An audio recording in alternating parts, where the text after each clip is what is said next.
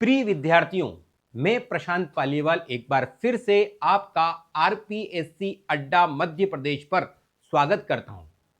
हम 2012 की एग्जाम में जो क्वेश्चन पूछे गए थे उस पर चर्चा कर रहे हैं। उसका सॉल्यूशन हम आपके लिए लेकर आए हैं और उसमें जो अकाउंट्स से रिलेटेड टॉपिक थे वो मैं कवर करवा रहा हूं। और यहां पर अकाउंट से रिलेटेड चाहे वो कॉस्ट अकाउंट हो, चाहे वो कॉर्पोरेट अकाउंट हो, चाहे वो फाइनेंशियल अकाउंट हो, तो कॉर्पोरेट अकाउंट या अकाउंटिंग, कॉस्ट अकाउंट, इसके 70 क्वेश्चन आए थे। तो जो 70 क्वेश्चन आए थे अपन उस पर चर्चा कर रहे हैं। कॉर्पोरेट अकाउंट वैसे तो फाइनेंशियल अकाउंटिंग ही होती है, लेकिन अपने को फाइनेंशियल अकाउंटिंग को यहां पर दो यूनिट में अलग अलग दिखा रखा है, अकाउंटिंग और एक कॉर्पोरेट अकाउंटिंग। तो अकाउंटिंग, कॉर्पोरेट अकाउंटिंग और कॉस्ट अकाउंटिंग, उसके 70 क्वेश्चन एग्जाम में पूछे गए थे। तो अभी तक हम 50 तक क्वेश्चन कर चुके हैं, 1 to 50 कर चुके हैं। आज हम 51 से क्वेश्चन स्टार्ट करेंगे और 70 पे खत्म कर देंगे। और इसी के साथ 2012 का जो पेपर था जिसमें 70 क्वेश्चन जो पूछे गए थे वह हम क्लियर कर चुके होंगे। चलो, एक चीज आरपीएससी अड्डा नए साल में आपके लिए एक मौका लेके आया है कि ये जो बच्चे चाहे वो एमपीपीएससी टैक्सेशन असिस्टेंट की एग्जाम दे रहे हैं या एमपी असिस्टेंट प्रोफेसर की एग्जाम दे रहे हैं, उन बच्चों के लिए हम जो हमारा कोर्स है 4999 का, वो अभी आपको 999 की कीमत में मिल रहा है। तो जिन बच्चों ने अभी तक कोर्स या परचेस नहीं किया है वह इस कोर्स को तुरंत परचेस कर लें। अपन अपने क्वेश्चन की तरफ चलेंगे, उससे पहले बात करते हैं टैक्सेशन असिस्टेंट की जो एग्जाम दे रहे हैं उन बच्चों के लिए 10 मॉडल पेपर तैयार हैं, 10 मॉडल पेपर तैयार हैं जिसमें 1000 एमसीक्यू क्वेश्चन कवर हो रहे हैं। और इन मॉडल पेपर्स को अगर आप परचेस करना चाहते हैं तो यह अभी आपके लिए मात्र 99 रुपए की कीमत पर अवेलेबल है। तो इन्हें भी परचेस करें, इनकी भी प्रैक्टिस करें। अब अपन आ जाते हैं अपन 2012 के पेपर पे कि 2012 में क्या क्या पूछा गया था। तो आज क्वेश्चन नंबर 51 से 70 तक का सफर तय करने वाले हैं हम। क्वेश्चन नंबर 51 कहता है कंपनी के लिए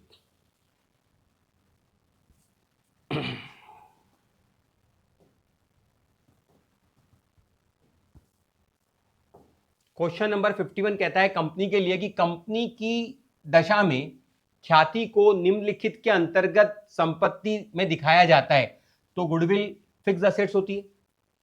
गुडविल को जब हम कंपनी की बैलेंस शीट बनाते हैं तो हमें पता है कि हम कंपनी की बैलेंस शीट बनाते हैं शेड्यूल 3 पार्ट फर्स्ट में, और वहां पर असेट साइड में हम सबसे पहले लिखते हैं नॉन करंट असेट्स, फिर लिखते हैं करंट असेट्स। जो नॉन करंट असेट्स में हम जो टेंजिबल और इंटेंजिबल असेट्स की बात करते हैं, मतलब आप गुडविल को फिक्स असेट्स के रूप में दिखाते हो, तो गुडविल को हम दिखाते हैं स्थायी संपत्तियों के अंतर्गत दिखाया जाता है। गुडविल फिक्स असेट्स होती है। ठीक है, आगे बढ़ते हैं।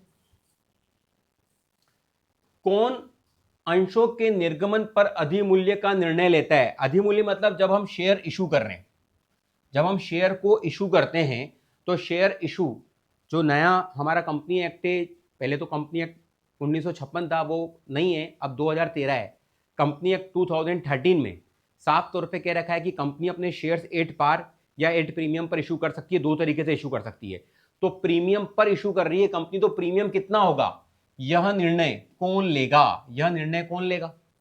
तो यह निर्णय कौन लेगा? सरकार। सरकार को आपकी कंपनी से क्या मतलब है?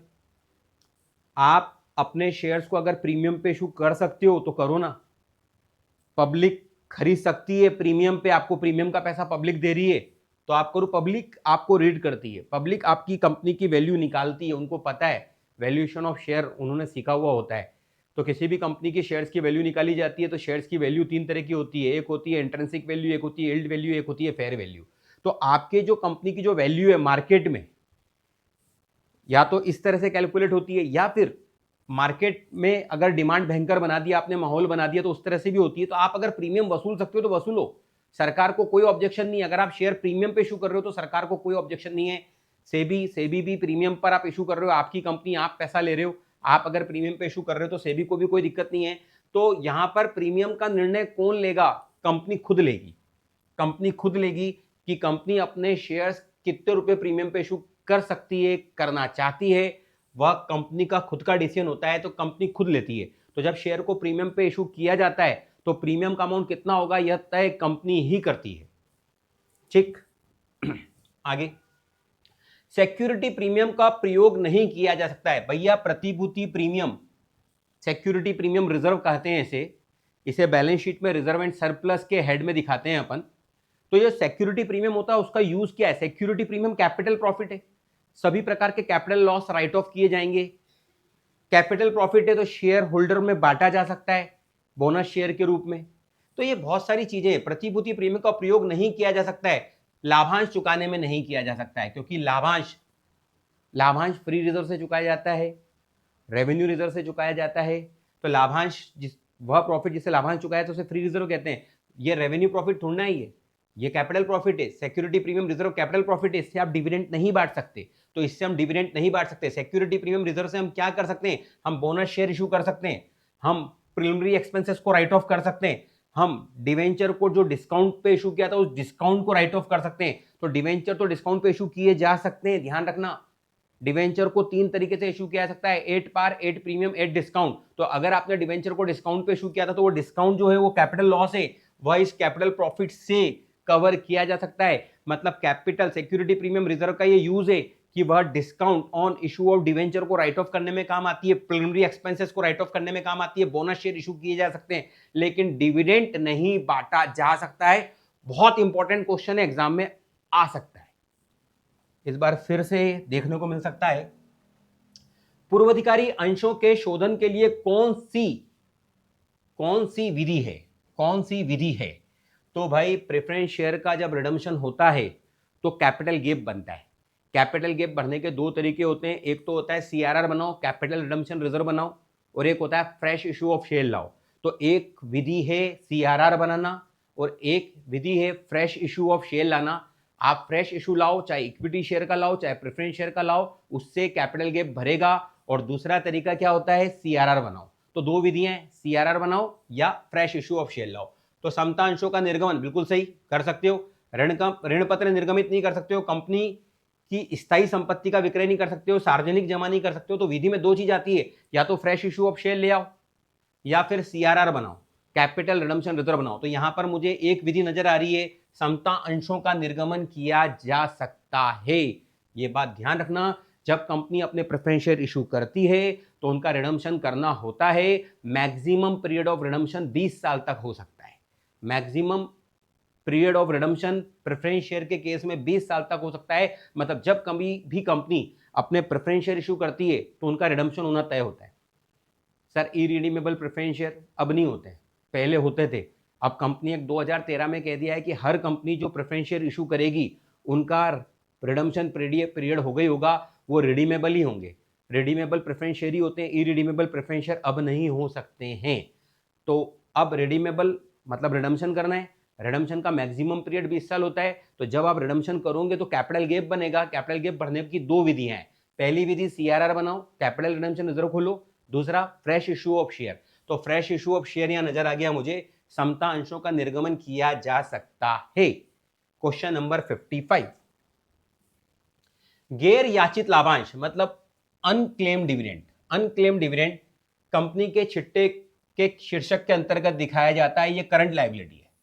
अनक्लेम डिविडेंड का मतलब क्या होता है? हमने डिविडेंड दे दिया लेकिन किसी शेयर होल्डर ने अभी तक क्लेम ही नहीं किया है, वह पैसा निकाल ही नहीं रहे, तो नहीं निकाल रखा है अनक्लेम डिविडेंड। अनक्लेम डिविडेंड मतलब उसने अभी तक क्लेम नहीं किया। कंपनी तो प्रस्ताव रख चुकी है, कंपनी ने सामने वाले को कह रखा है कि भाई उठाओ पैसा, लेकिन कुछ लोग ऐसे होते हैं जो पेमेंट उठाने ही नहीं आते, तो वह उन लोगों का पैसा अनक्लेम डिविडेंड कहलाता है। यह करंट लायबिलिटी है, इसको हम करंट लायबिलिटी में दिखाते हैं। करंट लायबिलिटी चालू दायित्व में दिखाया जाता है, अनक्लेम डिविडेंड को करंट लायबिलिटी में दिखाया जाता है। आगे, ऋण पत्रों के निर्गमन पर दे कमीशन की दर निम्न से अधिक नहीं होना चाहिए। अधिक नहीं होना चाहिए। जब ऋण पत्र निर्गमन करते हैं तो उस पर दे कमीशन, यहां कमीशन का मतलब अंडरराइटिंग कमीशन से। तो जब हम डिवेंचर इशू करते हैं तो वहां कमीशन दिया जाता है, तो अंडरराइटिंग कमीशन डिवेंचर पर मैक्सिमम 2.5% तक दिया जा सकता है।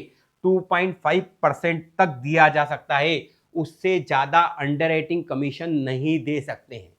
तो अंडरराइटिंग कमीशन की मैक्सिमम रेट डिवेंचर के केस में 2.5% है, लेकिन शेयर्स के केस में याद रखना 5% हो जाती है। शेयर्स के केस में अभिगोपन कमीशन अधिकतम 5% तक दिया जा सकता है, लेकिन ऋण पत्रों की दशा में अभिगोपन कमीशन मैक्सिमम रेट 2.5% हो जाती है। अंडरराइटिंग कमीशन की मैक्सिमम रेट डिवेंचर के केस में 2.5% है, लेकिन शेयर्स के केस में 5% है। अच्छा क्वेश्चन है, फिर एग्जाम में देखने को मिल सकता है।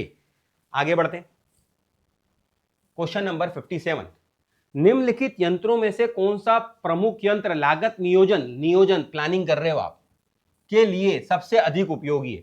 लागत पत्र से प्लानिंग नहीं कर सकते हो आप। इकाई लागत, एक यूनिट की कॉस्ट कितनी आ रही है वो निकालिए आपने। प्रत्यक्ष लागत, ये भी नहीं, बजट बनाया जाता है। प्लानिंग करने के लिए आपको बजट बनाना पड़ेगा। यहां प्लानिंग वर्ड पे ध्यान दो। अगर आप प्लानिंग कर रहे हो मतलब आपको बजट बनाना पड़ेगा। प्लानिंग कर रहे हो तो सबसे बेहतरीन क्या हो जाता है, बजट बनाओ। ठीक है, आगे क्वेश्चन नंबर 58, स्थिर लागतें यथा स्थिर रहती है। बहुत बढ़िया क्वेश्चन, थोड़ा सा विवादित क्वेश्चन। यहां पर समझना पड़ेगा क्या होती है भाई। एक होती है, अपन बोलते हैं अल्पकालीन अवधि, अल्पकालीन अवधि, और एक होती है दीर्घकालीन अवधि। तो अल्पकालीन अवधि का मतलब होता है 12 महीने का पीरियड। दीर्घकालीन अवधि का मतलब होता है 2-3 साल की बात कर रहे हो, 4-5 साल की बात कर रहे हो, उसको दीर्घकालीन अवधि कहते हैं। तो अल्पकालीन अवधि मतलब शॉर्ट पीरियड की बात कर रहे हैं, 12 महीने की बात कर रहे हैं, और दीर्घकालीन अवधि मतलब 12 महीने से ज्यादा की बात कर रहे हैं।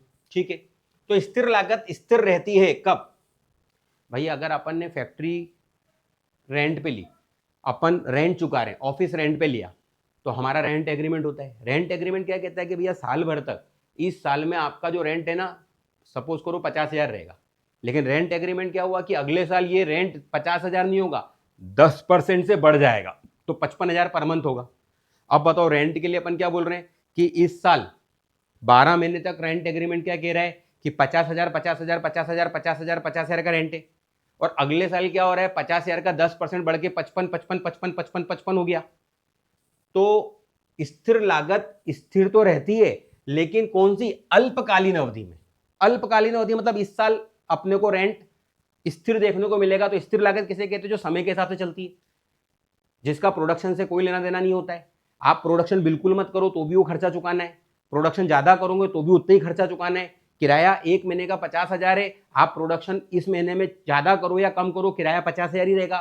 जिसका आउटपुट से कोई लेना देना नहीं होता है उसे अपन फिक्स कॉस्ट कहते हैं। लेकिन फिक्स कॉस्ट फिक्स रहती है पर्टिकुलर एक पीरियड तक। रेंट एग्रीमेंट हुआ 12 महीने के लिए हुआ, 11 महीने के लिए हुआ, तो रेंट एग्रीमेंट में अपने को फिक्स कॉस्ट फिक्स नजर आ रही है, लेकिन एक अवधि तक, और इसे कहते हैं अल्पकालीन अवधि। अकाउंट में अल्पकालीन अवधि किसे कहते हैं? जो 12 महीने तक की है। 12 महीने से ज्यादा की बात करो, 2-3 साल की बात करो, उसको दीर्घकालीन अवधि कहते हैं। तो फिक्स कॉस्ट भी हर साल बढ़ती है, लेकिन स्थिर लागत अल्पकालीन अवधि में हमें स्थिर नजर आती है। तो स्थिर लागतें अल्पकालीन अवधि में हमें स्थिर नजर आती है। अभी मैंने आपको रेंट का एग्जांपल देके समझाया। चलो आगे बढ़ते हैं। निम्नलिखित मदें अप्रत्यक्ष प्रशासनिक उपरिव्यय के अंतर्गत आती है। कोई क्वेश्चन रह तो नहीं गया? हाँ, 58 के बाद 59, बिल्कुल सही। निम्नलिखित मद अप्रत्यक्ष, ये तो कोई एक नया वर्ड आ गया, अप्रत्यक्ष प्रशासनिक उपरिव्यय। आजकल क्या होता है, एडमिनिस्ट्रेटिव ओवरहेड को दो भाग में बांटा जाता है। एक होता है डायरेक्ट एडमिनिस्ट्रेटिव ओवरहेड और एक होता है इनडायरेक्ट एडमिनिस्ट्रेटिव ओवरहेड। तो डायरेक्ट एडमिनिस्ट्रेटिव ओवरहेड का मतलब होता है जो रिलेट करते हैं किससे? प्रोडक्शन एक्टिविटी से। अगर आप एडमिनिस्ट्रेशन पे कोई खर्चा कर रहे हो और वो खर्चा प्रोडक्शन एक्टिविटी से रिलेट करता है तो हम उसे जोड़ देते हैं, उसके बाद कॉस्ट ऑफ प्रोडक्शन निकलता है। हम उसे फैक्ट्री ओवरहेड के बाद जोड़ देते हैं और कॉस्ट ऑफ प्रोडक्शन निकल जाता है। ठीक है, फिर कॉस्ट ऑफ प्रोडक्शन निकलने के बाद opening stock of finish good जोड़ते हैं, closing stock of finish good घटाते हैं और फिर वापस से एडमिनिस्ट्रेटिव ओवरहेड जुड़ते हैं। लेकिन यह administrative overhead general administrative overhead कहलाते हैं, इनडायरेक्ट एडमिनिस्ट्रेटिव ओवरहेड कहलाते हैं। तो इनडायरेक्ट एडमिनिस्ट्रेटिव ओवरहेड का मतलब होता है कि वह कार्यालय के खर्चे जिनका उत्पादन से कोई लेना देना नहीं है, जिनका उत्पादन से कोई लेना देना नहीं है, तो अप्रत्यक्ष प्रशासनिक उपरिव्यय को अपन जनरल एडमिनिस्ट्रेटिव ओवरहेड भी कह सकते हैं। तो जनरल एडमिनिस्ट्रेटिव ओवरहेड आप देखो कहां जुड़ते हैं? कॉस्ट ऑफ गुड्स सोल्ड के बाद जुड़ते हैं। और कॉस्ट ऑफ गुड्स सोल्ड में अपन एडमिनिस्ट्रेटिव ओवरहेड जो जनरल वाले उनको जोड़कर कॉस्ट ऑफ सेल्स निकालते हैं। तो यहां पूछ रहा है कि अप्रत्यक्ष प्रशासनिक उपरिव्यय के अंतर्गत क्या क्या आता है। तो अप्रत्यक्ष प्रशासनिक उपरिव्यय के अंतर्गत हर वो चीज आती है जिसका प्रोडक्शन से कोई लेना देना नहीं है। फॉर एग्जाम्पल, कार्यालय में लेखन सामग्री, कुछ स्टेशनरी पड़ी हुई है ऑफिस में, उसका प्रोडक्शन यूनिट से क्या लेना देना है। निर्देशक की फीस, डायरेक्टर की फीस, डायरेक्टर को जो फीस दे रहे हैं इसका भी क्या है, प्रोडक्शन एक्टिविटी से कोई लेना देना नहीं है। और किराया, ऑफिस का किराया और लाइट के बिल, इसका भी प्रोडक्शन यूनिट से, प्रोडक्शन एक्टिविटी से कोई लेना देना नहीं है। तो यहां लिखेंगे यह सभी। बहुत बढ़िया क्वेश्चन है। आजकल अपने जो एडमिनिस्ट्रेटिव ओवरहेड उसको दो भाग में बांटा जाता है। एक होता है direct administrative overhead. Direct administrative overhead मतलब जिसे जोड़कर हम कॉस्ट ऑफ प्रोडक्शन निकालते हैं। और एक होता है इनडायरेक्ट एडमिनिस्ट्रेटिव ओवरहेड, जिसे जोड़कर हम कॉस्ट ऑफ सेल्स निकालते हैं। तो कॉस्ट ऑफ गुड्स सोल्ड में ऐड किया जाता है जनरल एडमिनिस्ट्रेटिव ओवरहेड को, या उसको कह सकते हो इनडायरेक्ट एडमिनिस्ट्रेटिव ओवरहेड को। तो इनडायरेक्ट एडमिनिस्ट्रेटिव ओवरहेड में क्या क्या नहीं आता है, तो वह सारे कार्यालय के खर्चे जिनका आउटपुट से कोई देना नहीं है, वो सब नहीं आते। तो कार्यालय की लेखन सामग्री भी नहीं आती है, ठीक है ना। निम्नलिखित मद में जिसका प्रोडक्शन से कोई लेना देना नहीं है, तो जो डायरेक्ट एडमिनिस्ट्रेटिव ओवरहेड नहीं है उनकी बात कर रहा हूं। डायरेक्ट एडमिनिस्ट्रेटिव ओवरहेड किसे कहते हैं, जिनका प्रोडक्शन एक्टिविटी से लेना देना होता है। जिन एडमिनिस्ट्रेशन ओवरहेड का प्रोडक्शन एक्टिविटी से लेना देना नहीं है उसे कहते हैं इनडायरेक्ट एडमिनिस्ट्रेटिव ओवरहेड। तो इनडायरेक्ट एडमिनिस्ट्रेटिव ओवरहेड के अंतर्गत क्या क्या आते हैं, तो इनका प्रोडक्शन एक्टिविटी से कोई लेना देना नहीं है, तीनों आते हैं। लेखन सामग्री, इसका भी प्रोडक्शन एक्टिविटी से कोई लेना देना नहीं है, इसलिए इसको भी इनडायरेक्ट कहा जाता है। निर्देशक की फीस, इसका भी प्रोडक्शन एक्टिविटी से कोई लेना देना नहीं है, इसलिए इसे भी इनडायरेक्ट एडमिनिस्ट्रेटिव ओवरहेड कहा जाता है। और लास्ट, कार्यालय का किराया और लाइट का बिल, कार्यालय का किराया, रेंट और लाइट का बिल, इसका भी प्रोडक्शन एक्टिविटी से कोई लेना देना नहीं है, इसलिए यह भी इनडायरेक्ट एडमिनिस्ट्रेटिव ओवरहेड में आता है। तो यहां पर यह सभी आ जाएंगे। क्वेश्चन नंबर नेक्स्ट 60 क्वेश्चन, मूल लागत में शामिल है। मूल लागत को बोलते हैं प्राइम कॉस्ट, इसका दूसरा नाम है डायरेक्ट कॉस्ट। और प्राइम कॉस्ट में क्या क्या आता है, डायरेक्ट मटेरियल, और क्या आता है डायरेक्ट लेबर, और क्या आता है डायरेक्ट एक्सपेंसेस। तो डायरेक्ट मटेरियल कैसे निकालते हैं अपने को पता है। तो यहां बोल रहा है मूल लागत में शामिल है ये सभी, इन सभी का टोटल मूल लागत कहलाता है, प्राइम कॉस्ट कहलाती है। डायरेक्ट मटेरियल कैसे निकालते हैं अपने को पता है, opening stock of raw material में जोड़ते हैं परचेस ऑफ रॉ मटेरियल, घटाते हैं closing stock of raw material, तो आती है अपनी डायरेक्ट मटेरियल। डायरेक्ट लेबर में क्या आती है, वह लेबर जो प्रोडक्शन के लिए काम कर रही। तो हम उन मजदूरों को, एम्प्लॉयर अपने एम्प्लॉय को जो प्रोडक्शन पे काम कर रहे हैं उनको जो देते हैं उन्हें अपन क्या बोलते हैं, प्रत्यक्ष श्रम कहते हैं। और प्रत्यक्ष व्यय, डायरेक्ट एक्सपेंसेस मतलब चार्जेबल एक्सपेंसेस। चार्जेबल एक्सपेंसेस में क्या आता है, अपन ने देखा था रॉयल्टी आ जाती है, ध्यान रखना है अपने को, ठीक है। और यहां तक समझ में आ गया। तो मूल लागत में शामिल है, ये सभी मूल लागत में शामिल है, इन तीनों का टोटल प्राइम कॉस्ट कहलाता है। क्वेश्चन नंबर 61, लागत लेखांकन का मुख्य उद्देश्य क्या है। लागत का अभिलेखन, बिल्कुल लागत का रिकॉर्ड करते हैं, लागत कैलकुलेट करते हैं। स्कंद का मूल्यांकन, इन्वेंट्री वैल्यूएशन भी अपन कॉस्टिंग में सीखते हैं। प्रबंधक को निर्णय हेतु सूचना प्रदान करना, बिल्कुल मैनेजमेंट कॉस्टिंग में भी काम आती है, ये यहीं से डिसीजन मेकिंग होती है। कॉस्टिंग की इंफॉर्मेशन से ही मैनेजमेंट का काम होता है। तो ये सभी आ जाएंगे। तो लागत लेखांकन का मुख्य उद्देश्य, ये सभी मुख्य उद्देश्य में ही आते हैं, है ना। लागतों का अभिलेखन भी होता है, इन्वेंट्री वैल्यूएशन भी होता है, मैनेजमेंट को हेल्प करने के लिए भी हम इंफॉर्मेशन इसी के द्वारा प्रोवाइड कर पाते हैं। तो यह सभी 61 के बाद 62, एक क्षमता के अंदर प्रति इकाई स्थिर लागत। तो भाई ये क्वेश्चन होना था, प्रति इकाई स्थिर लागत है क्या है। तो भाई प्रति एक क्षमता के अंतर्गत प्रति इकाई स्थिर लागत है। तो देखो थोड़ा सा इस क्वेश्चन को इस तरह समझना, प्रति इकाई स्थिर लागत है। अब भाई स्थिर लागत अपन ने मान ली कि भाई हम साल भर में फिक्स कॉस्ट कर रहे हैं 1 लाख रुपए की, ठीक है। अब फिक्स कॉस्ट क्या कहती है, आप प्रोडक्शन करो या मत करो, टोटल फिक्स कॉस्ट 1 लाख रुपए ही होने वाली है। आप प्रोडक्शन नहीं करोगे तो भी आपको 1 लाख रुपए, मान लो 1 लाख रुपए मान लो किराया है, फैक्ट्री का किराया है, तो आपको साल भर का फैक्ट्री का किराया 1 लाख देना है। अब साल भर में आप एक भी यूनिट मत बनाओ तो भी आपको 1 लाख देना है, और 1 यूनिट बनाओगे तो भी आपको 1 लाख रुपए देना है।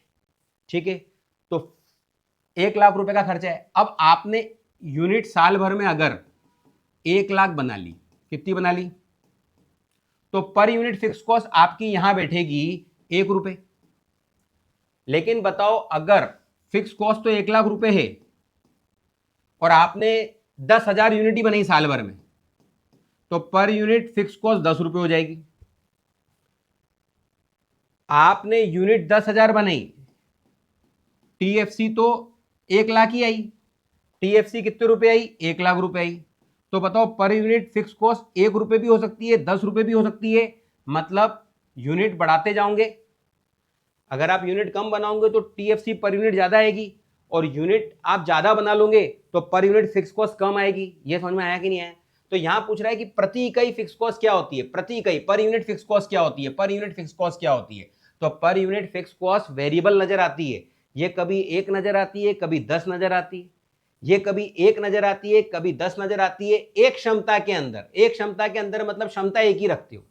अगर आप एक क्षमता रखते हो, एक क्षमता रखते हो मतलब हर साल, भाई अगर आप बोल रहे हो कि 1 लाख रुपए का खर्चा कर रहे हैं हम, 1 लाख रुपए का खर्चा कर रहे हैं 1 लाख यूनिट बनाकर, तो पर यूनिट कॉस्ट 1 रुपए आ रही है। और अगली बार भी आप 1 लाख यूनिट ही बना रहे हो तो खर्चा 1 लाख ही आ रहा है, तो पर यूनिट भी 1 रुपए आएगा। तो फिर ये स्थिर हो जाएगी एक क्षमता के अंदर। एक क्षमता के अंदर मतलब क्षमता एक ही रख रहे हो। आपने पिछली बार भी 1 लाख यूनिट बनाई थी, 1 लाख का खर्चा आया था। इस बार भी आपने 1 लाख यूनिट बनाई, फिक्स कॉस्ट 1 लाख रुपए आई, तो पर यूनिट फिर 1 रुपए हो जाएगी। तो थोड़ा सा इस क्वेश्चन को ढंग से देखना। एक क्षमता के अंतर्गत मतलब क्या है कि पिछली बार 50,000 यूनिट बनाई थी और फिक्स कॉस्ट 1 लाख आई थी, इस बार भी 50,000 यूनिट बनाई है और फिक्स कॉस्ट 1 लाख आई है। अगर क्षमता सेम रही है, प्रोडक्शन की जो कैपेसिटी थी, जो आपने प्रोडक्शन है वो सेम किया है, फिक्स कॉस्ट तो हमेशा सेम रहती है। फिक्स कॉस्ट तो इस साल भी 1 लाख है, अगले साल भी 1 लाख है, तो आपने इस साल 1 लाख यूनिट बनाई, अगले साल भी 1 लाख यूनिट बनाई, तो क्वेश्चन बन जाएगा एक क्षमता के अंतर्गत। तो एक क्षमता के अंतर्गत यहां पर भी फिक्स कॉस्ट 1 रुपए आएगी, यहां पर भी फिक्स कॉस्ट कितनी आएगी, 1 रुपए आएगी। तो एक क्षमता के अंतर्गत फिक्स कॉस्ट स्थिर रहती है। लेकिन ये मैं लाइन हटा देता हूं, ये हटना चाहिए। क्षमता हमें पता नहीं होती है। प्रति इकाई स्थिर लागत की बात की जाए, प्रति इकाई स्थिर लागत की भी बात की जाए, मैंने क्वेश्चन चेंज कर दिया। प्रति इकाई स्थिर लागत, प्रति इकाई स्थिर लागत की बात कर रहा हूं। स्थिर लागत 1 लाख, 1 लाख रुपए है। अगर आप 1 लाख यूनिट बना रहे हो तो पर यूनिट 1 रुपए आएगी। अगर आपने 1 लाख यूनिट ना बनाते हुए केवल 10,000 यूनिट बनाई, तो बताओ टोटल फिक्स कॉस्ट तो 1 लाख है, 10,000 यूनिट पर, तो 1 यूनिट पर 10 रुपए हो गई। तो प्रति इकाई स्थिर लागत, प्रति इकाई स्थिर लागत परिवर्तनशील नजर आती है। अगर मैं क्वेश्चन को चेंज करता हूं तो आंसर चेंज हो जाएगा, यह परिवर्तनशील हो जाएगा। तो इस बार क्वेश्चन इस प्रकार से चेंज हो सकता है। अगर कहता है एक ही क्षमता रखी है, हमारी टीएफसी 1 लाख है और हमने अगले साल क्षमता वही रखी, इस साल हमने 1 लाख फिक्स कॉस्ट थी और यूनिट 1 लाख बनी, तो पर यूनिट फिक्स कॉस्ट 1 रुपए आई। अगले साल फिक्स कॉस्ट 1 लाख रहेगी और हमने क्षमता भी कितनी रखी, एक क्षमता रखी, वापस 1 लाख यूनिट बनाई, तो वापस फिक्स कॉस्ट पर यूनिट 1 रुपए आएगी। लेकिन क्षमता कितनी रखना ये हमारे हाथ की बात नहीं है। फिक्स कॉस्ट 1 लाख चुकानी है, इस साल की फिक्स कॉस्ट 1 लाख है, अगले साल भी 1 लाख चुकानी है, तो 1 लाख फिक्स कॉस्ट चुकाई अपन ने, 1 लाख यूनिट बनाई, तो पर यूनिट फिक्स कॉस्ट 1 रुपए आई। लेकिन अगर हम यूनिट कम बनाते हैं किसी कारण से, 1 लाख का पूरे साल भर का खर्चा और हमने साल भर में 10,000 यूनिट ही बना पाए, तो पर यूनिट फिक्स कॉस्ट बढ़ जाएगी। मतलब per unit fix cost change नजर आती है, परिवर्तनशील नजर आती है। तो प्रति इकाई स्थिर लागत, प्रति इकाई स्थिर लागत प्रोडक्शन लेवल के साथ बदलती रहती है। चलो आगे बढ़ते हैं। 63, लकड़ी उद्योग में छटाई मानी जाती है स्क्रैप। क्या मानी जाती है? लकड़ी उद्योग है भाई, लकड़ी को आप छिलते हो तो वो जो छिलन है उसे स्क्रैप माना जाता है। और ध्यान रखना, यह जो स्क्रैप है इसको बेचा जाता है। अगर बेचा जाता है, इस भूसे को बेचा जाता है, ये बिकता है, तो ये बिकता है ना, तो इसकी वैल्यू बहुत कम होती है। तो आजकल क्या करते हैं, स्क्रैप जो बिकता है उसे हम कॉस्टिंग P&L के क्रेडिट में दिखा देते हैं, उसे हम कॉस्टिंग P&L की इनकम मानते हैं, उससे हम प्रोडक्शन कॉस्ट को कम नहीं करते हैं। आजकल क्या करते हैं, स्क्रैप बिकता है, स्क्रैप बिकने से जो पैसा आता है उस पैसे को हम कॉस्टिंग P&L अकाउंट में इनकम की तरह ट्रीट कर देते हैं। ठीक है, आगे बढ़ जाते हैं। स्क्रैप कहते हैं।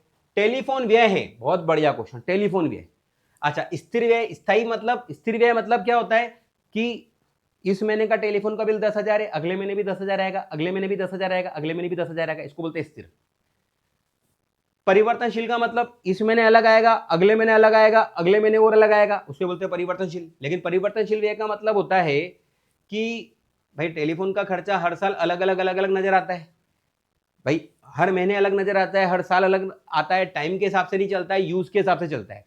तो जो चीज टाइम के हिसाब से नहीं चलती है, जो चीज टाइम के हिसाब से चलती है उसको बोलते हैं अपन फिक्स्ड। लेकिन जो चीज यूनिट के हिसाब से चलती है, जितनी यूनिट आप बनाओगे यूनिट के हिसाब से चलती है, जो यूनिट्स के हिसाब से चलती है उसे कहते हैं परिवर्तनशील। लेकिन यहां पर अगर आप एक यूनिट भी नहीं बनाओगे ना तो परिवर्तनशील लागत क्या बोलती है कि वो जीरो हो जाती है। लेकिन टेलीफोन का बिल एक अलग चीज है, इसका ना तो टाइम से संबंध है ना यूनिट से संबंध है। तो इसको अपन क्या बोलते हैं कि भाई आपने टेलीफोन का कनेक्शन ले रखा है, अब टेलीफोन कंपनी को हमने बोला कि यार हम बिल्कुल यूज नहीं कर रहे हैं, अगर हम बिल्कुल यूज नहीं कर रहे हैं तो खर्चा जीरो हो जाए तो वेरिएबल, हम बिल्कुल यूज नहीं कर रहे हैं खर्चा जीरो हो जाए तो वेरिएबल, लेकिन हम बिल्कुल यूज नहीं कर रहे हैं पर फैसिलिटी दे रखी है, बिल आएगा, एक निश्चित बिल आएगा।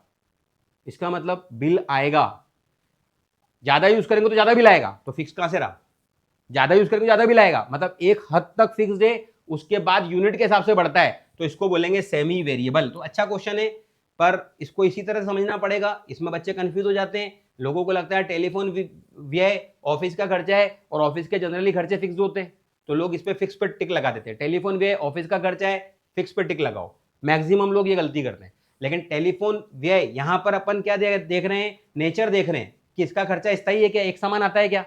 अगर आपको लगता है टेलीफोन व्यय है, आप ऑफिस से रिलेट कर रहे हो तो स्थायी पे टिक लगा सकते हो, लेकिन टेलीफोन व्यय को आप ऐसा देख रहे हो कि परिवर्तनशील है, तो टेलीफोन व्यय अपने को नेचर के हिसाब से जाए तो ये अर्ध परिवर्तनशील नजर आते हैं कि भाई आप यूज नहीं करोगे तो भी बिल आएगा, क्योंकि उन्होंने अपने को एक फैसिलिटी दे रखी, ज्यादा यूज करोगे तो ज्यादा बिल आएगा। तो एक हद तक तो फिक्स चार्ज लगते हैं उसमें, उसके बाद बढ़ते हैं, तो इसको सेमी वेरिएबल की तरह समझा जा सकता है। लेकिन क्वेश्चन थोड़ा सा फर्जी है, क्योंकि फिक्स खर्चे का मतलब होता है जो टाइम के हिसाब से लगते हैं, परिवर्तनशील का मतलब होता है जो आउटपुट के हिसाब से लगते हैं, जितना प्रोडक्शन करोगे। लेकिन टेलीफोन का मतलब ना तो हमारे आउटपुट से और ना ये फिक्स नजर आता है टाइम के हिसाब से, कभी ज्यादा कम समय में ज्यादा उपयोग करोगे तो बिल ज्यादा आ जाता है।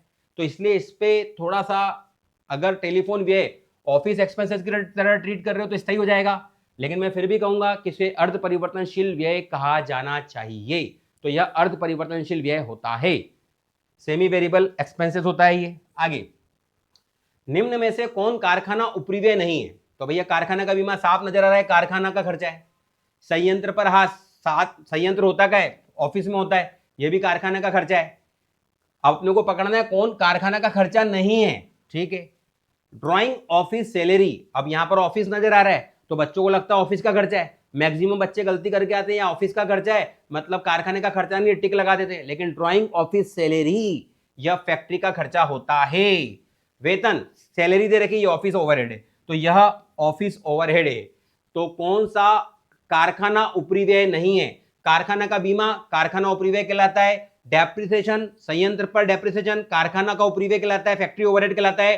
ड्राइंग ऑफिस सैलरी ये भी फैक्ट्री ओवरहेड होता है। मैक्सिमम बच्चे यहां कंफ्यूज होंगे, इस पर टिक लगा देंगे, लेकिन केवल सैलरी दे रखा है तो यह ऑफिस का खर्चा कहलाता है।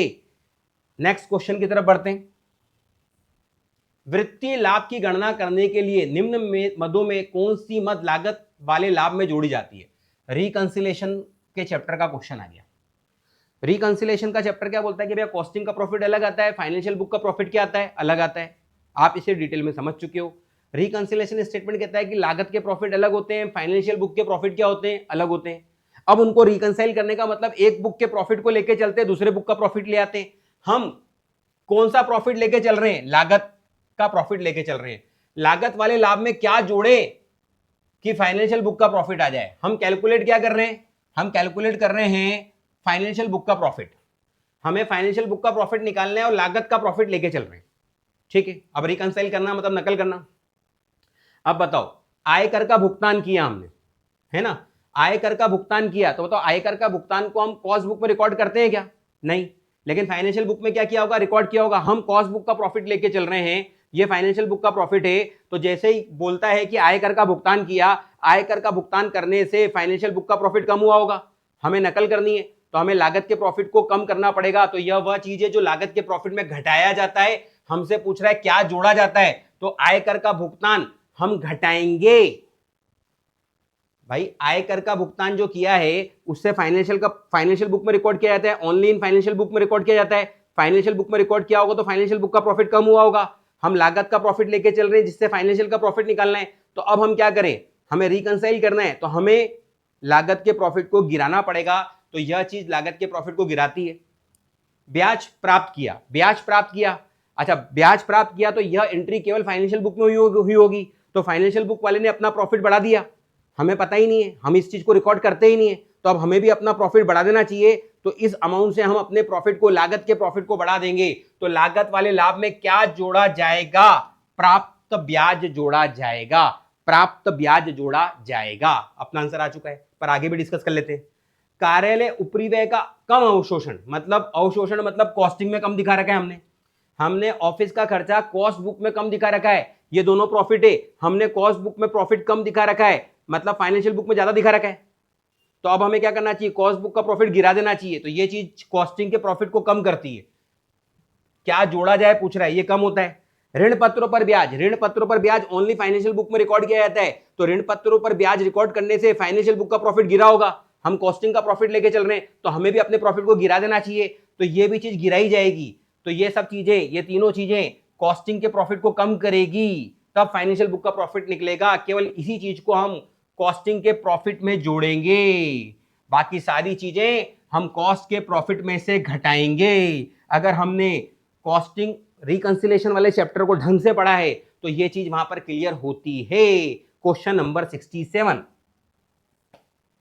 निम्नलिखित मदों में से किसे वित्तीय लेखों में सम्मिलित नहीं किया जाता है। वित्तीय फाइनेंशियल बुक में किसको शामिल नहीं किया जाता है, फाइनेंशियल बुक की बात कर रहे हैं। स्वयं के घर का किराया, मतलब हमारा बिजनेस हमारी खुद की बिल्डिंग में चल रहा है, हमारा बिजनेस हमारी खुद की बिल्डिंग में चल रहा है, तो हम खर्चे में किराया नहीं दिखाएंगे, डेप्रिसिएशन दिखाएंगे। क्या दिखाएंगे हम, अगर बिल्डिंग हमारी खुद की है, व्यापार की बिल्डिंग खुद की है, बिल्डिंग का स्वामी, निम्नलिखित मदों में से किसे वित्तीय लेखों में शामिल नहीं किया जाता है। स्वयं मतलब व्यापार, व्यापार स्वयं के घर का किराया, मतलब बिल्डिंग व्यापार की खुद की है, बिल्डिंग व्यापार की असेट्स है, और अगर वो हमारी असेट्स है, उस पर हमारी ऑनरशिप है, तो हम किराया नहीं दिखाएंगे, किराया नहीं दिखाएंगे। उसकी जगह हम उस बिल्डिंग का डेप्रिसिएशन दिखाएंगे। ठीक है। क्वेश्चन नंबर 68, लागत विवरण में अवशिष्ट का वसूली मूल्य घटाया जाता है। आजकल बंद हो गया ये, जो स्क्रैप बेचने से जो पैसा मिलता है आजकल इसे कहीं पर घटाते नहीं है, अपितु इसे कहां दिखाते हैं, the sales value of scrap is credited to P&L account as other income. मतलब आजकल हम इसे कॉस्टिंग P&L के क्रेडिट में दिखा देते हैं। The unit cost of production is therefore inclusive of cost of scrap. अब भाई ये जो कॉस्ट ऑफ स्क्रैप होता है ना, उससे भाई स्क्रैप जाने से यूनिट कम होती है, अमाउंट कम नहीं होता है। तो उससे जो रिमेनिंग यूनिट बचती है उसकी कॉस्ट क्या हो जाती है, बढ़ जाती है, क्योंकि इसको नॉर्मल लॉस की तरह ट्रीट किया जाता है। तो अपने से यहां पूछ रहा था कि स्क्रैप सोल्ड किया अपन ने, तो ये जो सेल्स वैल्यू जो मिलती है इसे हम क्रेडिट करते हैं कॉस्टिंग P&L में। तो कार्य लागत कम करते हैं, किसी को कम नहीं करते हैं, कहीं नहीं घटाते हैं। ना तो कार्यालय लागत को कम करेंगे, ना प्रोडक्शन कॉस्ट को कम करेंगे, ना कुल लागत को कम करेंगे, इसमें से कोई नहीं, क्योंकि स्क्रैप को बेचने से जो पैसा मिलने वाला है उसे हम कॉस्टिंग P&L की इनकम मान लेंगे।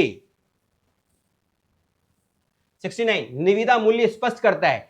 टेंडर क्या स्पष्ट करता है, हम एक एस्टिमेटेड सेलिंग प्राइस निकाल के अपने कस्टमर के सामने पेश कर देते हैं। एस्टिमेटेड सेलिंग प्राइस को पेश करेगा। निविदा मूल्य स्पष्ट करता है, विक्रय लागत को नहीं। विक्रय की लागत हम किसी को नहीं बताते हैं, टेंडर बता के हम सामने वाले के सामने सबमिट करते हैं केवल सेल्स कि भैया इतने में हम आपको ये चीज दे सकते हैं, लेना है क्या। अनुमानित विक्रय मूल्य को, यस, टेंडर मूल्य स्पष्ट करता है अनुमानित विक्रय मूल्य को कि हम ये चीज आपको इतने में बेच देंगे, आप बस हां करो। तो अनुमानित विक्रय मूल्य को पेश करता है। लास्ट क्वेश्चन, और इसी के साथ अकाउंटिंग के क्वेश्चन यहां पर अपने खत्म होने वाले हैं। निम्नलिखित वित्तीय खातों में दिखाया जाता है, ना कि लागत खातों में। तो भैया किसे हम केवल वृत्ति खाते में दिखाते हैं, लागत खातों में नहीं दिखाते हैं? तो बताओ, ढुलाई एवं भाड़ा, उत्पादन शुल्क, अधिकार शुल्क, भुगतान किया गया लाभांश। तो भुगतान किया गया लाभांश, लाभांश चुकाना फाइनेंशियल एक्सपेंसेस है, इसे केवल फाइनेंशियल बुक में रिकॉर्ड किया जाता है, कॉस्ट बुक में रिकॉर्ड नहीं किया जाता है। निम्नलिखित वृत्ति खातों में दिखाया जाता है, केवल इसे वृत्ति खातों में दिखाया जाता है, कॉस्ट बुक में दिखाया नहीं जाता है। तो भुगतान किया गया लाभांश जो हम डिविडेंड पेड करते हैं वह केवल फाइनेंशियल बुक में आता है, कॉस्ट बुक में नहीं आता है। तो यह हमारे क्वेश्चन हो गए 70। ये हो गया 2012 का पूरा पेपर जो मैंने आपके सामने कर दिया सॉल्व। अब उम्मीद करता हूं कि आपको पूरा अच्छा समझ में आया होगा। हमारे साथ यूं ही बने रहें, और अभी तक अगर आपने हमारे चैनल को सब्सक्राइब नहीं किया है तो सब्सक्राइब करें, ताकि आगे जाके भी हम आपको इस तरह के क्वेश्चन करा सकें। Thank you.